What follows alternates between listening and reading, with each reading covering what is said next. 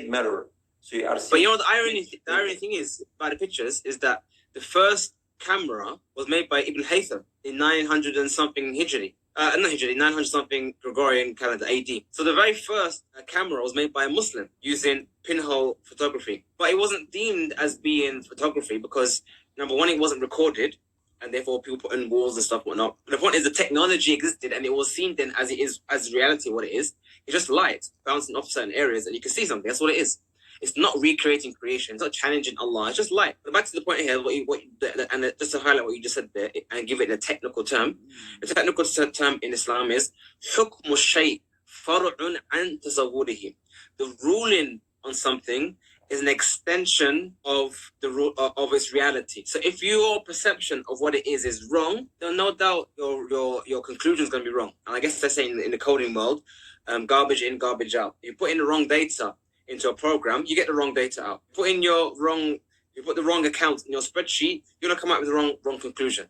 So likewise, if you put in the wrong perception of what Bitcoin is in the person's mind, and they give a fatwa to give out the wrong. I guess also this applies to fiat itself, because a lot of scholars who deemed Bitcoin haram also mentioned that fiat is based on the gold standard, and that's why it's halal, because gold. So it's like they have already a wrong information input, which is basically that fiat is basically equivalent to gold, which is absolutely not true. So that's why. Yeah. So it's a lot of. But even with fiat, actually the wrong perception of fiat, even going beyond the issue of saying fiat is pegged to gold, even if we assume that they don't hold that opinion, I don't know any scholar, haven't read any scholar who has spoken about fiat acknowledge. Sorry, let me start again. I haven't heard any scholar who has spoken about fiat in the positive, saying it is halal, that has also highlighted how fiat comes into existence, which is key. You can't say something is halal without knowing where it comes from. If I said to you, fiat is halal, okay, fair enough, fiat is halal. I then said to you, but all or 99% of all fiat comes into existence through interest-bearing loans.